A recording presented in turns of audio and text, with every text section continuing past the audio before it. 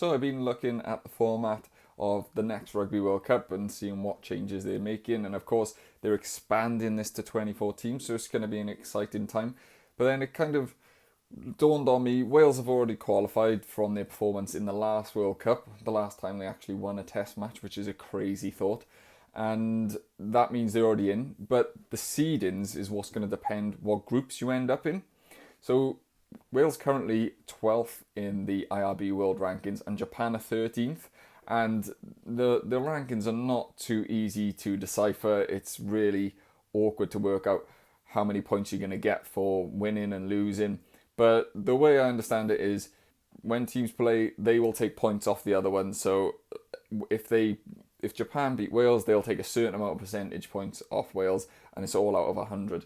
So they're within 1 point of each other.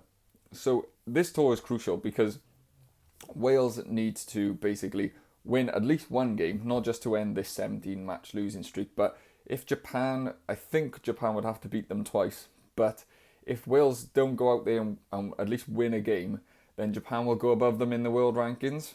So then when the seeds come out for the next World Cup and the group comes out, I'll prop it up here. I saw an example.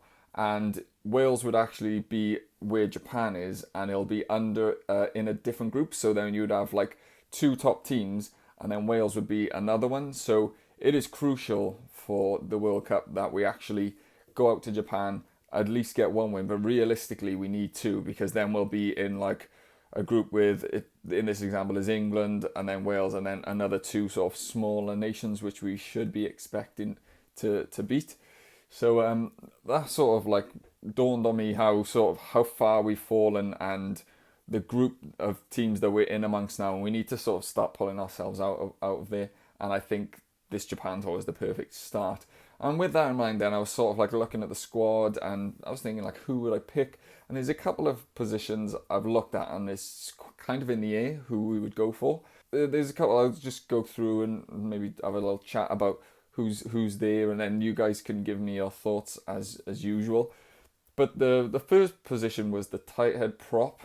It's been a real trouble position recently since Thomas Francis was retired again, or not retired, but moved to France and has been out of the squad. So we haven't really found anyone to fill that gap, constantly. And there was no real succession planning when Thomas Francis was there. It was sort of like Dylan Lewis was coming in and out, but there was no youngster coming through. Archie Griffin has had a couple of goes at it. Unfortunately, he's really struggled to stay fit and get more rugby, because when he's played for Wales in the summer, he was really good against Australia and he looks a real player. But then struggled at times, especially in then this autumn that we just had. Had a really tough one against South Africa, which is fair enough. The whole team did, but he got sort of the shepherd's crook pretty early. And I think it's really going to be a straight shoot between him and Azarati. Obviously, Chris Coleman's in the squad as well. A lot of eyebrows raised over that selection. Apparently, that was down to Adam Jones saying there's something in him that he wants to work with or he can see. So, I mean, if Adam Jones says that, we'll totally take his word for it and say, well, a summer of working with Adam Jones is only going to benefit him. But then Azarati's had quite a good finish to the season. He's not the best around the pitch. We know his limitations, but scrummaging wise for Cardiff, he's kind of shored up that scrum when he's been in and out of the squad. When he hasn't played for Cardiff, it hasn't looked as good in the tight head position. So that's going to be an interesting one if Sherritt decides to give Archie Griffin, who hasn't again played a lot of rugby, or if he goes with Azarati, who has played a lot of rugby and played in big matches towards the end of the season for Cardiff when they were trying to get into the playoffs. And obviously, being the Cardiff coach, he has a sort of affinity with Azarati already. So I wonder, that's going to be an interesting one.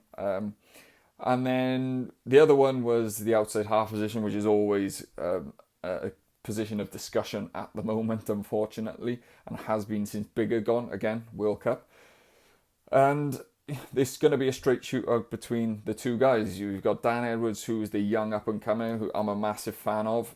And then we've got Sam Costello, who, in fairness, has had a couple of goes at it and not been very good, but he's had a bit of a injury-riddled season and come in at the end of this season and actually looked pretty good for the Scarlets. His performances have been generally good, and he's improved the Scarlets when he brought him into the team.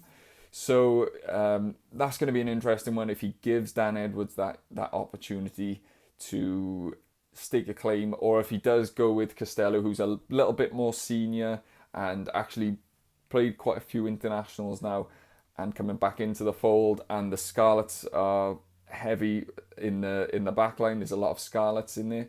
So if he goes for Costello and says, you've got some centres that you play with at club level potentially, that could be an interesting one. I go back and forth. Sometimes I think I would just go with Costello, given his form has been pretty good at the end of this season. But then do you just give Dan Edwards the go, who has had a really good season but did sort of slow down as the season wound down, and not got the experience, but he's probably going to be the guy in the future. So do you, in these must-win games, do you just chuck him in and say you can do it?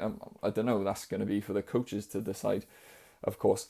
And then another position, which is lots of positions up for grabs, is the second row. We're going to have a new second row combo because Rowlands and Beard, who have been traditionally the combo, neither of them are there, both rested. And then Dav Jenkins, who's been the other guy who's been there, is unfortunately having surgery. Chris Chinza, who was in there with Dav Jenkins in the summer, not in the squad. So who gets the chance?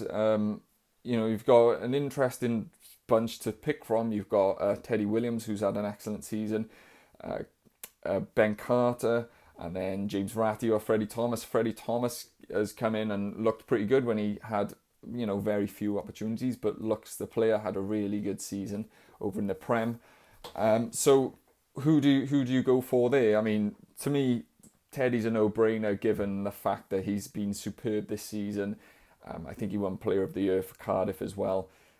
Played pretty much every game. To me, Teddy Williams is going to be a Welsh international moving forward and potentially captain material in the future. That's how much I rate him. But then who do you partner him with? Do you go for maybe Freddie Thomas, or do you go for Ben Carter, who has kind of had a few chances to get in amongst the squad, but picked up injuries and unfortunate times. He's a big guy. He's leadership qualities as well, which can't be overlooked. So there's some good players to pick from, but an unsettled combo no matter which way you look at it. So that's going to be another interesting one. And then the final one, which is the most intriguing to me, is the centres. And it's an interesting one because I think the in-form centres, out of who he's picked, all centres are in form really, who he's picked. But the in-form one is Johnny Williams, you probably have to say. And he's the only one who's got that real truck-up punching sort of part of his game. And that's not to say that Roberts or Max Page or Ben Thomas can't get you over the gain line, because they can. But he's the crasher. And I think we need that, given that Llywelyn is not in the team. And if Llywelyn was in the team, I probably would think that he would just go with Ben Thomas and Llywelyn being a settled combo. But now that he's not there, it throws up who do you have outside, who do you have at 12. I think he's almost certainly going to pick Ben Thomas at 12 because he's his go-to guy at Cardiff, to be fair. A lot of people say he's not an international player. I disagree. I think he's got a lot of skills, a lot of good skills that will translate to a team that plays well and goes forward. Unfortunately, he just hasn't played in that team for Wales since he's been here. Not the most physically dominant carrier or tackler, but solid enough at that. But his ability to put players in space and stuff and run the back line would certainly help young Dan Edwards, and would take pressure off Costello, who would be under a lot of pressure if he was starting. So that would be what I think Matt Shearer would go for. Like, given again his affinities, given him the captaincy at times at Cardiff this season in Liam Belcher's absence. So he shows that he believes in him, and he shows that he's integral to his plans for Cardiff. So bringing him into the Wales side, I think he almost certainly picks him. And then that makes it difficult to who do you put at 13, because Joe Roberts is probably the only real out and out 13. Granted, Max Page plays that position, but I see Max Page as more of a 13 wing, like can play either, but more developmental. Maybe bringing him off the bench, or starting him on the wing. Certainly, I wouldn't feel necessarily comfortable starting him at 13 in such a crucial game where he's still learning that position and still learning defensively who he's got to pick up and stuff. And I think like a canny operator like Eddie James could expose him if he was in that role. So I don't see him being picked at 13, which means who do you pick at 13? Roberts is the only natural 13. Williams can of course play there, but when he's played there, I don't think it suits him so well. We've seen him play outside Eddie James a couple of times, and it's not, those two together didn't click like Johnny Williams and Joe Roberts did at club level. So there's a lot of like pros and cons to each combo. If Matt Shearer wasn't the coach and it was another, or to be honest, even myself, I would just go with Johnny Williams and Joe Roberts and keep that settled partnership. But given Sherratt's, it's hard to not say bias, but given his sort of familiarity with Ben Thomas and Ben Thomas' familiarity with Sherratt's system, I think he will have to kind of pick Ben and then fit the rest around him. But then if you play Roberts, you haven't got a big ball carrier coming in, and I think they're going to probably want to try and dominate as much physically as they can. So it's a lot up in the air, and those are a couple of positions. There is other ones where we don't really know who he might go for, but generally those are the most like sort of 50-50 decisions. So yeah, I just thought I'd throw that out there and get a discussion going, because I'd like to know what you guys think of this one. But yeah, that's all from me, and I will catch you on the next one.